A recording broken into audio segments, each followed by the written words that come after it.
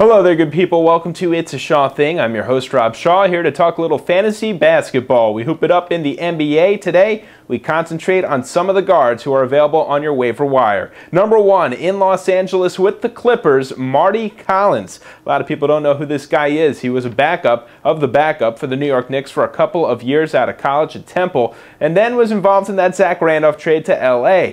Now he's getting some starts under his belt because of the injury-prone Baron Davis once again getting a little nicked up. In addition to that, there have been some rumors about Baron Davis saying that he wants to get out of town and back to Golden State. I'll tell you what, right now the Clippers might take him up on that. They have to be very happy with what Collins has offered him recently. Looking at the numbers over the last week, 15 points a game, 5 assists, couple three-pointers, couple of steals as well. The big issue for Collins is his inability to knock down free throws. Hopefully that's something he could prove on. Otherwise, this is a guy who might be missing time at the end of games when it gets close, which could be an issue for a starting point guard. Next up, we go over to Minnesota. Sebastian Telfair got off to a nice start this year, then got into an ugly streak.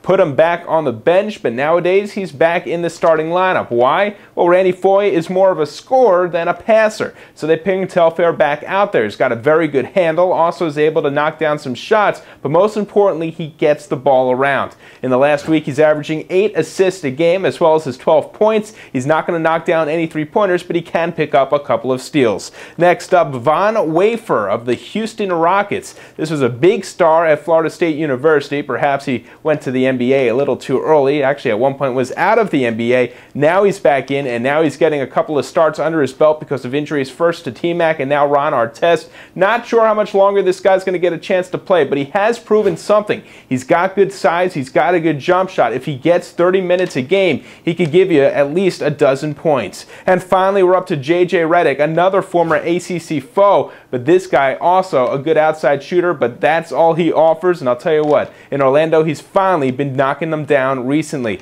Consider this guy a little bit of a Kyle Korver. He could give you plenty and plenty of threes. He's a specialist. If you need three-pointers, definitely pick this guy up. Well, that's all your fantasy basketball news and notes for now. If you have any questions, email us, fantasy@opensports.com. Think you can complete the drive? Play today and get an automatic entry to win daily prizes, 2 tickets to the big game, and a brand new car. Start your drive today at opensports.com.